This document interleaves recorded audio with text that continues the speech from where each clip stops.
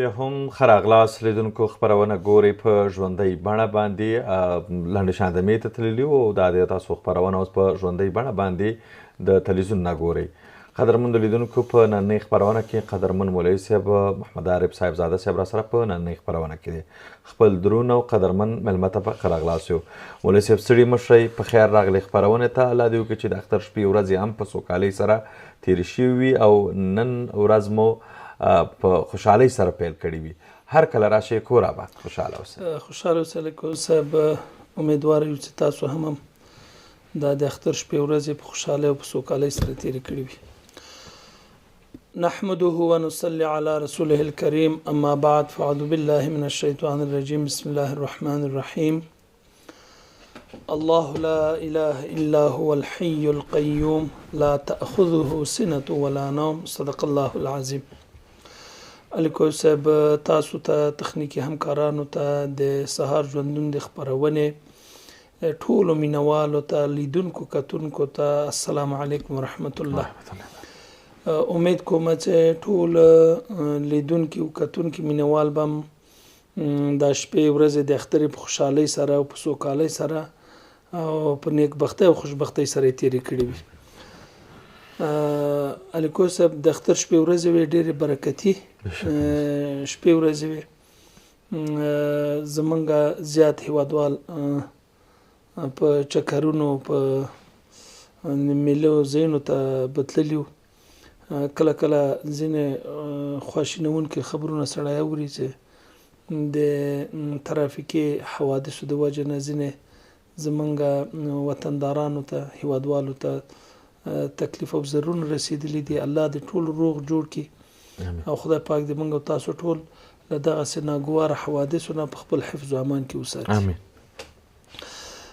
الیکو صاحب، نن مې د آیت الکرسی د فضیلت په باره کې دا څه آیت الکرسی کوم اجر او فضیلت د دې په ویلو کې د دې په فکر کولو کې ده، نو غواړم چې د دې په باره کې یو څو خبرې د مینوالو سره شریک کړم. او مقصد هم په دې کې دا دی چې زمونږ ټول مینوال د دین په جامه باندې سنبال سي، هغه اجر او ثواب نه خبر سي او همیشه دغه د کوم شیانو کې چې په احادیثو باندې او په صحیح روایتو باندې ثابت وي په هغې باندې عمل وکړي، نو الله پاک به دوی ته موږ ټولو ته اجر او ثواب نصیب کړي. آیت الکرسی الیکو صاحب، علما او مفسرینو کرامو لیکلي چې دا اعظم آیات الله، اعظم الآیات الله، لویترین او عظیمترین آیت د قرآن کریم هغه آیت الکرسی ده. په یو روایت کې راغلی دی، وای پیغمبر علیه الصلاۃ والسلام یو ورځ د ابی ابن کعب رضی الله تعالی عنه نه پوښتنه وکړه چې ای ابی، دغه د قرآن کریم کوم آیت اجر او فضیلت، عظمت او بزرگی او عظیم آیت ده؟ ابی ابن کعب رضی الله تعالی عنه ورته ویل یا رسول الله آیت الکرسی، آیت الکرسی. پیغمبر علیه الصلاۃ والسلام وای ډیر خوشاله سو، وای ابل منظر د اسمه کنیو مبارک شاغه علم چې الله پاک تا ته درکړی، یعنی د علم په ذریعه سره تا هغه عظیم ترین آیت د قرآن کریم دی پیژندلی ده او د دې تفکیک دی کړی ده چې دا عظیم ترین آیت ده قرآن کریم ده. امام بخاری هم د دې په فضیلت باره کې حدیث را نقل کړي، امام مسلم هم را نقل کړي دي. یو حدیث حضرت ابو هریره رضی الله تعالی عنہ راوی د دې حدیث ده. هغه وایي چې پیغمبر علیه الصلاۃ والسلام او فرمایل چې د آیت الکرسی تلاوت کوي، تلاوت کوي، ځکه دا چې په کوم کور کې د دې تلاوت وشي، چې په کوم کور کې د تلاوت یا په کومه کوټه کې د دې تلاوت وشي، وای شیطان هغلته نور نه ټینګېږي. نو چې په کوم کور کې د آیت الکرسی تلاوت کېږي، شیطان او جنیات دغلته اوسېدلی نسی. کله کله ځینې خلک الیکو صاحب دا ډیر ورخطای وای زمونږ دا کوټه کې یا زمونږ د کور کې پیریان دي او په غیر سره بیا لوی مشکل سره ډاریږي مو هر چیم کې ګوره دغه جنیات هم د الله جل جلاله مخلوق د دام د الله بندگان دي دا لکه انسانان غوندې څوک فرمان بردار دي څوک نافرمان دي نو چې کله په کوم کوټه کې آیت الکرسی ویلې سي اغلته دا جنیات د ټینګېدو نور نه دي دلته نسی ټینګېدی نو که هر څوک غواړي چې له دغه ډار او ویرې د جنیاتو نه یا د پیریانو نه همیشه په ډار کې وي نو د آیت الکرسی تلاوت ډیر کوي. لیکوال صاحب یو بله مسله دا ده چې پیغمبر علیه الصلاة والسلام په یو حدیث کې فرمایلی دي چې لا تجعلوا بیوتکم مقابرا. پیغمبر اسلام فرمایلی چې د خپل کورونو نه مقبره مه جوړوي. ظاهری معنا خو دا ده چې نه کور د اوسېدو به جدای او د مړو کورونه به جدای اوس ته مړي په کور کې مه خخوه. ظاهری معنا دا ده لیکن مفسرین کرامو د دې اصلي معنا وای دا کنایه د یو بل مسلې نه ده هغه دا ده چې لا تجعلوا بیوتکم مقابرا. مقصد دا ده وای دغه مقبري چې دي دا د هغه خلکو وفات شوو خلکو کورونه دي هغه ځای د اوسېدو د وفات شوي خلکو کورونه دي. دغه انسانان چې کله ژوندي وي دا مکلف وي. څه شي وي؟ مکلف وي. هر ژوندی انسان مکلف دی چې د الله عبادت وکوي د الله بندگی به کوي د الله وحدانیت به مني د رسول الله رسالت به مني. دا تر هغه پورې د مکلف دی تر هغه پورې چې مرګ ورته راسي. وعبد ربک حتی یأتیک الیقین.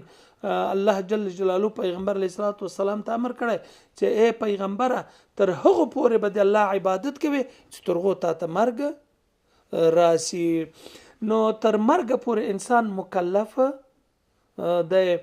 هیڅ مسلمان چې څومره درجه او مرتبه بلند وي د الله له امر نه د خلاصېدلی نشي. ځکه دا ځینې خلک خرافاتي او داسې بې دلیله خبرې کوي چې لږ زهد و تقوا و ریاضت وکړي بیا وایي بس زه جای ته ورسېدلم زه جای ته ورسېدلم نور نو عبادت ته ضرورت نه لرم. دا یو جاهلانه باطل او ناروا خبره ده. ځکه الله جل جلاله پیغمبر ته امر کړی د پیغمبر نه د هیڅ چا مرتبه هم اوچته نه ده. حتی که د پیغمبر علیه السلام د صحابي نه د چا مرتبه اوچته نه ده. علماو لیکلي دي په دې باندې قول کړی دی چې که د امت 100 اولیاء راجمع سي دغسې اولیاء چې هغه صاحب کرامت وي صاحب کرامت وي د دغه 100 اولیاء درجه ادناترین صحابي ته نشي رسېدی. ادناترین صحابي ته نشي رسېدی. علماو لیکلي وایي ادناترین صحابي څوک هغه افضل ترین صحابي د جناب رسول الله حضرت ابوبکر صدیق. حضرت ابوبکر صدیق ځکه د هغه فضیلت او مرګرتیا د پیغمبر علیه السلام سره په د قرآن کریم په آیات باندې ثابت ده. د قرآن کریم په آیات باندې ثابت ده. اذ قال لا تحزن ان الله معنا. دا د قرآن کریم آیات ده. وایي چې کله پیغمبر علیه السلام او حضرت ابوبکر صدیق دا دواړه په غار کې پټ شوي وو د کفارو له ډاره حضرت ابوبکر صدیق وایي یره پې راغله. وایي پیغمبر علیه السلام ورته ویل چې لا تحزن اذ قال لصاحبه خپل ملګري ته یې وویلې چې لا تحزن ان الله معنا. ابو بکر مډارېږه الله موږ سره دی. الله موږ سره دی موږ سره دی. نو وایي د صحبت د رفاقت د مرګرتیا او د صداقت دا د قرآن کریم په آیت باندې ثابت دی. که څوک د هغه د رفاقت نه او د صحابیت نه منکر کیږي هغه سبب د کفر دی. ځکه چې انکار د آیت د قرآن کریم نه راضی. نو افضل ترین صحابي څوک دی؟ حضرت ابوبکر صدیق ابوبکر صدیق د مرتبه او چته د ټولو صحابه کرامونه د دې وجنه چې رسول الله صلی الله علیه وسلم کله رحلت فرمایه نو حضرت عمر رضی الله تعالی عنه د صحابه کرامو په منځ کې غږ وکړ چې اے صحابه ستاسو په قات کې داسې بل څوک شته چې الله دغه په باره کې ویلي چې اس قال لصاحب لا تحزن ان الله معنا صحابه کرام ویل چې هیڅوک بل داسې نسته چې رفاقت او مرګرتیا د رسول الله سره ثابت وي په د قران کریم باندې نو حضرت عمر صاحب رضی الله تعالی عنہ غږ وکړ چې صحابه کرامو دا حضرت ابوبکر صدیق د یوازینی صحابي ده چې دغه داسې مرګرتیا د رسول الله سره ثابت ده نو زه تاسو د ټول مخ کې اعلان کوم چې اول زه د سره بیعت کوم دا به خلیفہ د اسلام وی او تاسو نن غواړم چې د سره بیعت وکړي نو ټول صحابه کرامو په اتفاق سره حضرت ابوبکر صدیق ته رای ورکړه ځکه دا افضل ترین صحابي ده پس د پیغمبرانو لوی درجه او مرتبه دا اول د چا ده د حضرت ابوبکر صدیق ابو د تیار غار ویل سیار غار جناب رسول الله صلی الله علیه وسلم دا ګوره بعض عقیدوي خبرې داسې دي چې سړی ځان په حد کفر ته رسوي دغه یو مسله ده شرع قید دا ذکر کړی ده د طرف ز صحابه ویلی سي بد ګڼل د صحابه کرامو غیبت کول صحابه کرامو ته توبه نعوذ بالله کنزل کول وای دا سبب د کفر ده دا سبب ده کفر ده او خصوصا که څوک حضرت ابوبکر صدیق نه مني د رفاقت او صحابیت نه مني نو هغه بالکل اسلام نه خارج ده له اسلام نه خارج ده خبر هم دا کوله چې افضل ترین صحابي حضرت ابوبکر صدیق ده او ادنا ترین څوک ده حضرت وحشي رضی الله تعالی عنه حضرت وحشي هغه غلام حبشي غلامو چې حضرت حمزه رضی الله تعالی عنه په شهادت باندې رسولي په جنگ ده احد کې په فتح مکه کې ایمان راوړ په پټ راغی پیغمبر علیه الصلاۃ والسلام ته مخ پټ کړی پیغمبر اسلام په حرم شریف کې ناستو وای دا چراغ پیغمبر علیه الصلاۃ والسلام ته مخ خلاص کو یا رسول الله زه وحشیم هغه څوک چې حضرت حمزه رضی الله تعالی عنهما په شهادت باندې رسولای خو ایمان راوړم و پیغمبر اسلام الله خو دې خو وکتل اترې ډیر په ګرانو وای د فتن کلمه د شهادت ویلې کلمه د شهادت ویلې ایمان راوړ پیغمبر علیه الصلاۃ والسلام وای ورته چې کله تا ایمان راوړ نو الله غفور او رحیم ذات ده زما در سره څه نسته ده نو علماء لیکلي چې حضرت وحشي مسلمان شو د پیغمبر علیه الصلاۃ والسلام سره ملاقات هم ثابت شو خو لیکن ادنا ترین صحابي ده صحابي ده نو منګه خبره دا کوله چې د امت سل اولیاء داسې اولیاء چې غوی نه کرامت ظاهر سي د حضرت وحشي رضی الله تعالی عنہ درجه او مرتبه ته نشي رسیده چې د منګاستان مقصد دا و چې د مرګ خبره وکنه چې د مرګ تر حد پورې به ته د الله عبادت کوي هیڅ چاته دا خبره عفو نه ده د څه نه ده چې ما لږ ریاضت او یو دور زم عبادت وکاو بزرګي مې وکړه او بس زیاتی بزرګ سم زیاتی ارڅ په ځای پرېږدم او زجایته ورسېدم یعنی دا جاهلانه خبره ده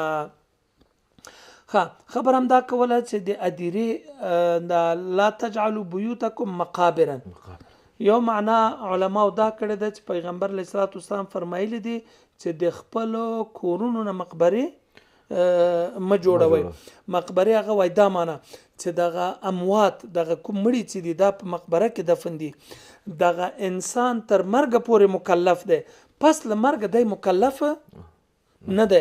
نور دته امر د عبادت نشته چې کله د قبر ته لاړو عالم برزخ ته لاړه دا دوره د مکلفیت د نوره ختمه شوه. نو په قبر کې مړي منځونه نه کوي، په قبر کې په ادیره کې مړي منځونه نه کوي او نه هغه د عبادت ځای دی، هغه د مړو ځای نه دی. بلکې په یو حدیث کې راغلی پیغمبر علیه الصلاۃ والسلام د جماعت جوړولو نه منع فرمایله ده په ادیره کې، ځکه چې قبر پرستی را نسی، څوک قبر ته سجده ونه کی. نو مقصد مې دا و چې دغه د تلاوت کول او منځ کول، نفل کول، سنت کول، دا په کور کې دا سبب د برکت دی، سبب د برکت دی. چې کله ته ځینې منځونه، ځینې عبادتونه، تلاوتونه او آیت الکرسی ته په کور کې تلاوت کوي، نو دا ستا دپاره سبب د برکت دی. په کور کې د برکت راځي. په حدیث د حضرت ابو هریره رضی الله تعالی عنہ کې دا خبره ثابته ده چې په کوم کوټه کې، په کوم کور کې تلاوت د آیت الکرسی وسی، شیطان اغلته نور نسی داخله ده، شیطان او جنیات هلته نسی داخله ده. نو غرض مې دا و چې په خپل کورونه کې ځینې تلاوتونه په کور کې کوي. همیشه تلاوت په خپل کوټو کې کوي، ځینې منځونه سنت او نوافل دا په کور کې بهتر دی. علماء لیکلي وایي چې فرض ادا کوي په جمع سره ادا کوه، دا واجب دی چې باید ته جمع ته لاړ سي، او پاتې شو دا سنت او نوافل او تهجد وای دا په کور کې کوه، ځکه چې دا سبب د برکت دی. سبب د برکت داسې دی چې جنیات او پیریان او شیطانان نور ایتا په کور کې اوسېدلی نسی، ایتا له کوره به د الله په زور سره تختی. دا یو مسله لیکو سب. دویمه مسله، دویم حدیث دی حضرت غالبا چې ابو ذر غفاری رضی الله تعالی عنہ راوی دی د حدیث ده. هغه وایي چې لویترین آیت د قران کریم هغه آیت الکرسی ده او دا د پیغمبر علیه الصلاۃ والسلام نه را نقل کړی ده. علماء لیکلي دي چې په دغه آیت الکرسی کې تقریبا 10 جملې دي. الله لا اله الا هو الحي القيوم لا تأخذه سنة ولا نوم له ما في السماوات وما في الارض. دغه څه دا جملې چې حساب کې دا وایلس جملې دي. او تفسیر قرطبی لیکلی چې په دغه 10 جملو کې 50 کلمات دي. څو دي؟ 50 کلمات دي او په هر کلمه کې 50 برکتونه دي، 50 برکتونه دي. دا چې کله ته د دې عظیم آیت تلاوت کوي نو الله جل جلاله بتاتا په لکهاو په ملیونهاو برکتونه او ثوابونه ستا په کور کې راولي. نو دا سبب دی برکت دی. د دغه آیت الکرسی زده کړه دا ضروری او لازمی ده او د دې تلاوت کول او ویل د همیشه د هر وخت لپاره دا ضروری او لازمی ده. بل یو حدیث ده امام نسائی را نقل کړی ده. هغه حدیث دا ده چې پیغمبر علیه الصلاۃ والسلام فرمایي چې من قرأ آیت الکرسی خلف کل صلاة مکتوبه. پیغمبر اسلام فرمایي چې هر چا چې پس د فرض مانځنه فرض مانځنه د آیت الکرسی تلاوت وکړي، د آیت الکرسی تلاوت وکړي، نو د جنت ترمنځ پرده څه دی؟ هغه مرګ دی. هغه څه شي دی؟ مرګ دی. معنا دا ده که یو سړی د همیشه د پاره پس د مانځنه تلاوت د آیت الکرسی کوي، تلاوت د آیت الکرسی کې، نو دا سره سترګې پټېدل او جنت ته ننوتل دي. الله پاک به هغه د مرګ سره د جنت نعمتونه او راحتونه د تبه ورخي. یو بل مسله دلته دا مسله ده چې دغه زمونږ استاد منځونه دوه قسمه دي. یو هغه منځونه دي چې پس د غینه سنت ستا، او یو هغه منځونه دي چې د غینه پس سنت نسته. نو ځینې علما داسې وایي چې کوم منځونو نه چې وروسته سنت وي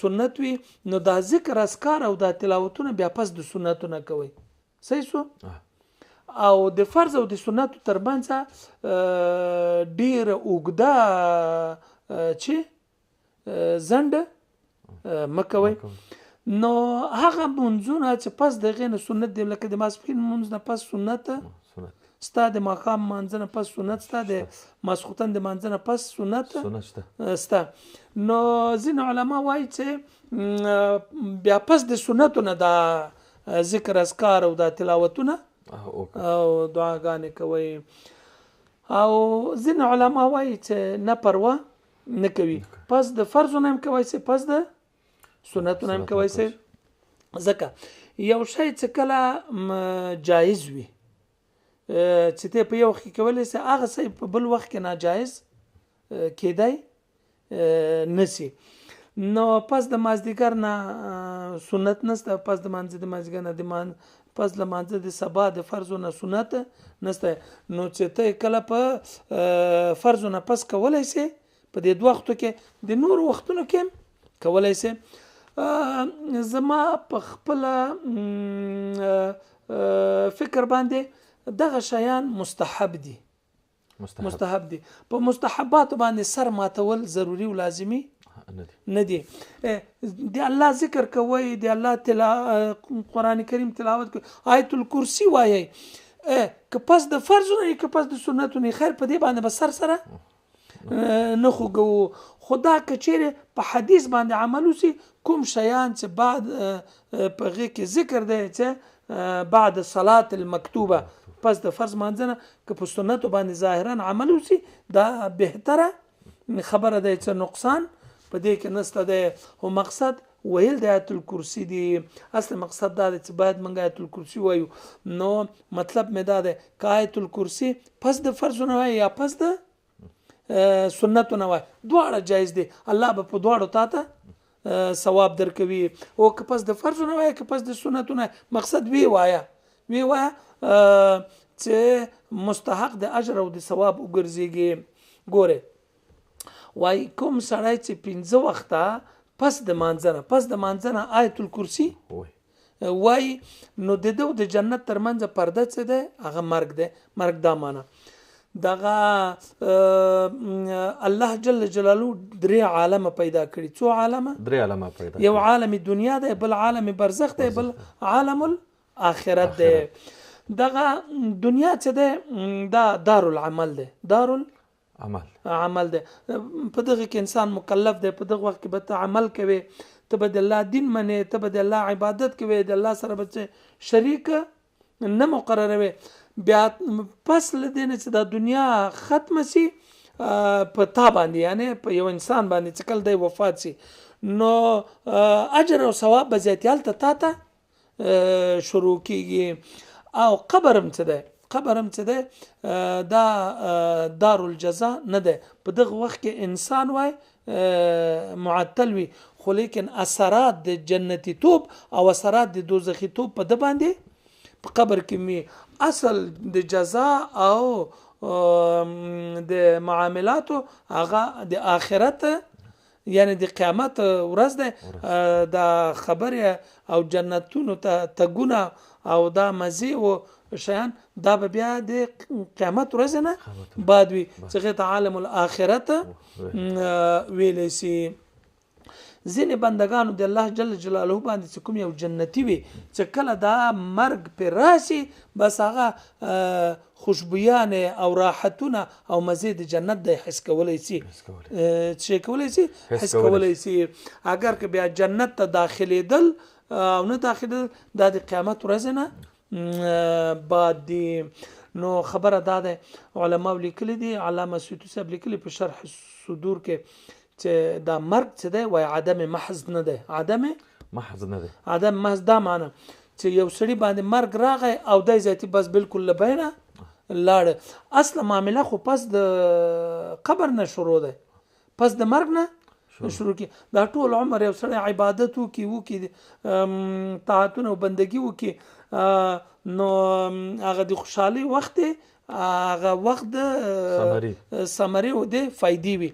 مثال یو مزدور د لساره تر مازدیګر مزدوري وکي خو چې دا څومره ستړی وي چې په دې مازدیګر کې دا 300 یا 400 روپۍ دا مزدور واخلي او په دې جیب کې واچي، دا سخت خوند ورکي، هغه ستړیا ټوله ختم شي، راحت شي ځکه هغه ته پیسې ورته هغه د خپل عمل هغه اجر ورته ورسیږي. یو بل حدیث را په یاد شو، پیغمبر علیه الصلاۃ والسلام فرمایي د مزدور باره کې اعط الاجیر اجره قبل ان يجف عرقه. پیغمبر علیه السلام فرمایلی دي چې د مزدور مزدوري په هغه وخت کې ورکړي چې لا خولۍ نه وچه سوي، خولۍ وچه سوي نه. د دې معنا دا ده چې یو سړی باندې د کار وکړه سهار تر مازدیګره پورې، نو ته داسې مور ته چې زه اوس بیا به ګورو تا پیسې سره به یو 10 ورځې بعد ولا پیسې نسته او دا نسته، دا ظلم دی. دا څه شی دی؟ ظلم دی. دا مالک به دا کار نه کوي، بلکې د مزدور دغه مزدوري چې کله دا مزدوري ختمه کړه مخکې له دې نه چې لا خولۍ نه وچه سوي، پیغمبر سم امر کړی دی چې ته باید د مزدوري ورکې. ټال مټول کول، تاخیر کول د یو غریب سړی په تنخواه کې، د غریب سړی په مزدوري کې، دا د شریعت موافقه نه ده. چې کله یو سړی یو مزدور تا ته مزدوري وکړه، تا ته کار وکړه، تا ته وظیفه اجرا کړه، نو دفتن به دا د پیغمبر اسلام امر ده، دا د شریعت امر ده چې دغه مزدوري دفتن ورکا. ځکه هغه دا تکلیف خواري څه کړی دی، خو د همدې دپاره یې کړی چې دغه یو څه واخلي. او دا که ته په دې کې ټال مټول کوې او ودرېږه او نسته او چې نه وي در سره مزدور به دی نن یو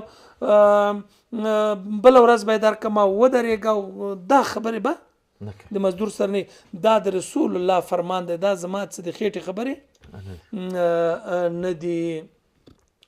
نو اوس خبره دا ده چې دغه مزدور په د خپل خوشحالي په د خپل مزدوري باندې په مازدیګر کې خوشحاله شي.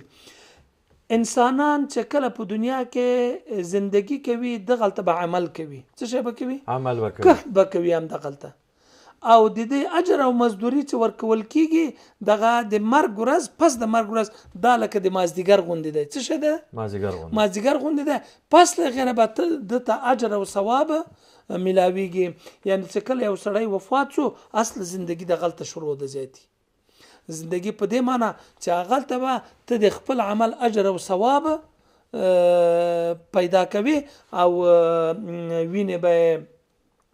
نو دغه مرګ څه ده؟ په مرګ سره انسان خلاصېدای نسی، بلکې هغه یو بیل زندگی په د باندې را روانه ده چې په زندگی کې به دته اجر او ثواب ورکول کیږي. نو چې کوم سړی آیت الکرسی وای دا په حقیقت کې داسې ده چې الله ته مزدوري کړه ده. چې کله دای وفات کیږي نو دفتن الله جل جلاله هغه د جنت راحتونه مزه نعمتونه دغه مرګ له وخت نه بعد د تخی. دا یو مسله ده چې بغیر د مرګ نه امکان نه لري چې وسره دوزخ یا جنت ته لاړ شي. نو پرده چې ده په مابین د مسلمان او د جنت کې هغه مرګ ده. دا مرګ راتل او بس لکه داسې وګڼه چې جنت ته داخلي دل دي. خدای پاک دې زموږ استاد نصیب کړي.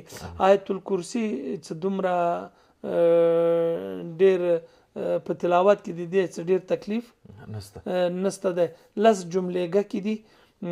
دا پس د هر مانځنه چې کله فارغ شو له مانځنه یا له فرضونه یا له سنتونه نو کینه په شوق سره د آیت الکرسی تلاوت وکا نو او دا وظیفه وګرځوه د ځان لپاره چې پس د هیڅ یو مانځنه ته آیت الکرسی مقضا کوه نو د دې اجر به دا وي چې وفات کېدلو سره به الله جل جلاله ته هغه د جنت راحتونه او نعمتونه په نصیب کې. خدای پاک دې زموږ استاد ټول نصیب کړي.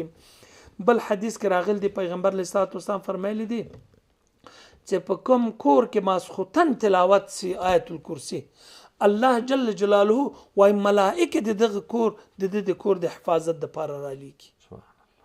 نو چې کله ته په ماسخوتن کې آیت الکرسی تلاوت کې الله پاک به ستا دا کور تر سحره پورې له هر نوع امراض و غمونو و مصیبتونو له غلونه له ظاهري و باطني غلونه خدای پاک به ستا کور او تا به ساتي.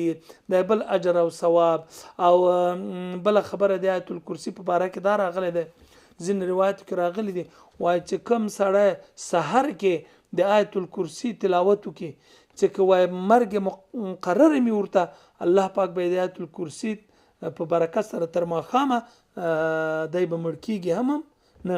کوم سړي چې ماسخوتن کې تلاوت وکړو تر سحره پورې په ده باندې به مرګ نه راځي. نو دا ټول اجر او ثواب او فضیلت ده آیت الکرسی ده.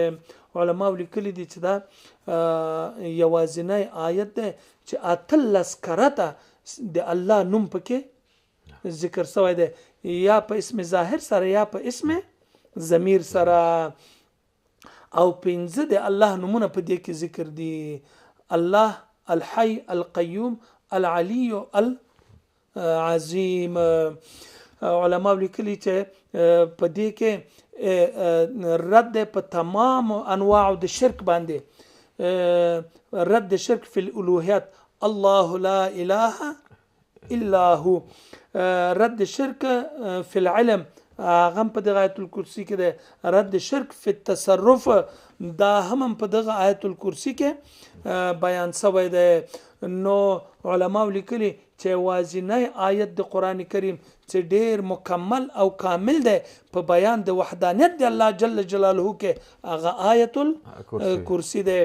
او الله جل جلاله له د خپل بندگانو نه زیات چې خوشحاليږي، په دې سره خوشحاليږي چې د الله وحدانیت ته په خپل زړه کې ځای ورکړي او الله سره شریک مقرره نه کې.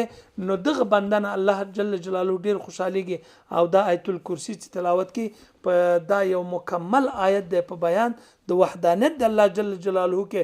نو چې کله د زیات تلاوت کوي الله جل جلاله به تا سره هم په دنیا کې هم په قبر کې او هم په آخرت کې به تا سره نیکی کوي. الله د اجر درکړي. ډیره زیاته مننه کوم چې راغلی خپرونه ته. قدرمنو لیدونکو، ژوند سهار خپرونه هم دومره وه. تر بیا ښې چارې او ښه راتلونکې د جمعې مبارک ورځ هم ولرئ. د خدای په امان.